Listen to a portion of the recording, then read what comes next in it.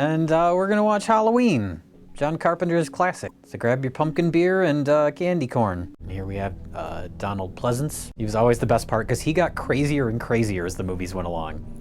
He is overacting so much in Halloween 5, it's great. This is a creepy image too. Yeah, this is one of the things I remember, just these insane asylum patients wandering around, and and it just goes off into darkness and you can barely see what's happening.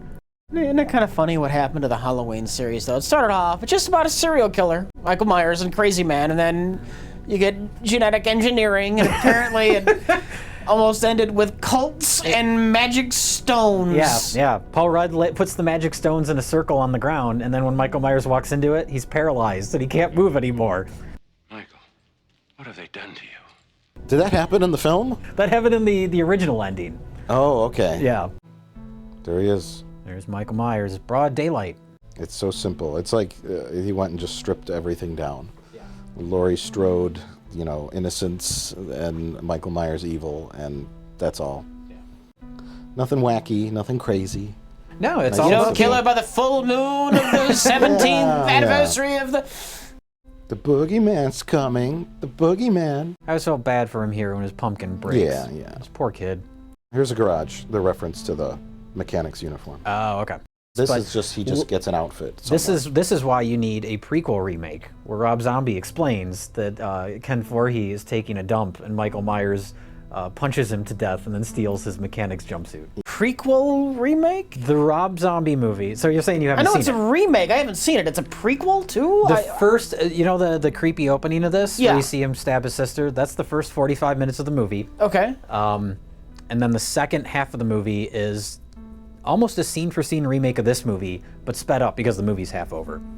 Is it more interesting if Michael Myers comes from an abusive father? Or... No, it's not more interesting if there's all this backstory. Yeah, I mean, isn't it more? He's just a crazy guy. Is he a normal family and one day just stabs? Well, again, it's a different type of movie. Michael Myers could be, in one version of it, he could be a kid who grows up in an abusive, drunken family that turns into a psychopath. This one, he's a person, but he's pure evil. Yeah.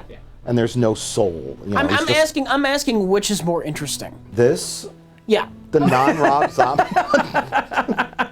Did you know Rob Zombie called him to get his blessing on the remake? This is Rob Zombie told the story himself, and he called up John Carpenter. He's like, "It's Rob Zombie. I'm remaking Halloween." And John Carpenter said, "Who?" And your last name's Zombie? And he goes, "No, Rob Zombie. I'm in the band." And John Carpenter's like, "I'm in a band too." Yeah, I'm in the Coupe de but Ville. he's like, "I'm remaking Halloween. I just want to get your blessing." And John Carpenter said, "Okay, whatever." he did not give a flying fuck. It's all about the atmosphere. This movie has great atmosphere. The look of this, even though it's shot in Southern California, so much of it passes for the Midwest. I don't know. I never got the vibe that this is in the Midwest. Oh, really? Ever. I bought it as a kid. It never bothered me. Fall leaves in front of the camera lens. It's sort of charming like now right when you watch it and you see there's a couple leaves in front of and you Yeah. look down the block and there's no leaves. Probably out of the big franchises of that era, like this, Jason and Freddy, this is probably the worst franchise because most of the sequels are kind of bland and then they get stupid. The Friday the 13th movies are worse, but they're more entertaining because that series was junk from the start. That was a ripoff of this, admittedly so, by Sean Cunningham. So the Michael Myers house was actually moved a couple decades ago, and it is frame right of this hardware store now in Pasadena. By the way, Michael Myers just drove back behind Donald Pleasance in the background. Did you notice that? He did. Oh, this is where they discover that Michael Myers ate a dog. Don't they find like a pot of beans or something on the stove? I don't think so. I think they did, damn it. I don't recall this. They're like, he was eating beans. Why would you eat beans if you have dog? I don't remember this dog. I think you're thinking of another movie. No, he looks down and he says what happened to that dog? He must have got hungry. Are you thinking of a different Dean Cundy movie, Jack and Jill? It's possible, yeah. Are you thinking of The Watchmen? Didn't Rorschach eat raw beans? No, I saw The Watchmen once and I don't remember a thing about it. Please don't compare that hack flop to John Carpenter's classic Halloween. He's not a human being anymore. If you look into his eyes, you see blackness. Do you smell beans? Quickly, find out what grocery stores have sold beans in the last 24 hours. What is the logic of Michael Myers killing Laurie Strode's friends? There is no logic. He's evil. He's just killing people But that are in his hood. why are they all? How does she all happen to know them all? Is he just killing random people? Like, Well, he's been stalking them. He saw them earlier. He's been when they were stalking walking home her. from school. Yeah, so he stalked her. He saw them all walking down the sidewalk. Okay. So he's just sort of been following them all around. where are their parents on Halloween night? I guess they're out partying. These are all babysitters. That was the original title of the movie. Was the Babysitter Killer or something, or Babysitter Massacre? I want to The say Babysitter Murders. Babysitter Murders sounds right. Yeah. Have you not even considered that they would be at a Halloween party, Mike? I think that's the assumption, is that they're out at a Halloween party. Babysitter Murders. Yeah. Yeah, Babysitter Murders, and then they changed the title to Halloween. You know who saved this movie from obscurity? Who's that? Roger Ebert. Roger Ebert? Just by what, Really? giving it a good review? When it came out, it was like universally panned by everyone. Oh. And movies releases were a little slower back then, and everyone's like, "This is trash. It's trash. It's stupid." And then John Carpenter's like, "Whatever. I'll move on to my next project." Yeah. And then when Ebert saw it, he's like, "This is really good. There's actually some craft. This is really a really well-made movie," and he gave it a good review, and then it sort of like revived it, and then it came back to life. Yeah, I know it was like a slow build before it made all the monies, but Right. I didn't know that. Yeah. The slasher serial killer is now no longer popular. Yeah, it was kind of crazy. Scream revived that, and all the movies that came out in the wake of that were just generic slasher movies. Even though Scream was sort of dissecting that entire idea and all the cliches of it. Everything that followed it was just a generic slasher movie. But nobody understood that. I guess you do get a little glimpse of him starting to set up the bodies that Laurie Strode finds at the end of the movie. Yeah, he's actually actively working on it. He should have really carried the body around the backside of the house. But Michael Myers is not one for subtlety. It's very advantageous that he just so happens to come home right around Halloween. Oh, there's Donald Pleasance just standing by a plant some more. Gonna fuck with some kids. This is what he does for the middle of the movie. He looks like a pervert, but he's just trying to protect them. Yeah. He thinks Michael Myers could be hanging out in this house. Even though he's been hanging out there for hours and he knows that Michael Myers is not there. Well, He's just gonna stand in one spot in hopes that Michael Myers shows up. It's a perfectly valid strategy. What the fuck else is he gonna do? Wander around the streets and hope he finds him? I think you could have rewritten the story where he wasn't there, he didn't get to Haddonfield yet, something where you don't just have to have him stand there for the entire middle chunk of the movie. Is it me or those cigarettes look really big? I think they're just really tiny. Oh my God, that cat picture. That was amazing. That's what passed for art back then. Here we have the famous head tilt kill. Yeah. Stabs him, even though this I don't think is physically possible, to pin him to a wall with a tiny knife that wouldn't even go all the way through him, but it works visually. Yeah, so now he just shows up with this ghost costume. Yeah, well, why would Michael Myers want to scare someone? I mean, Because he's evil. the visual is creepy, Well, he gets close to her without her running away. So he had his mask on and a blanket over his mask and someone's prescription glasses on over that. Yes. And he still got around all right.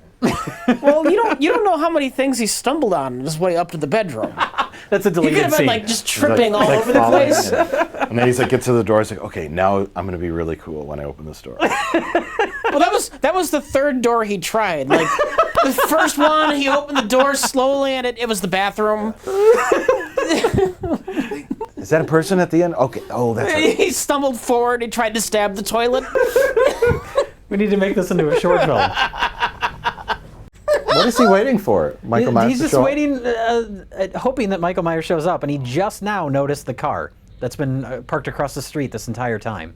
Oh, look at this. The doorknob is on one side, and then when it cuts to the exterior, it's on the other side. Oh my God! By the way, Rich, this is California, not the Midwest. I knew that when I was 8 at the father's home.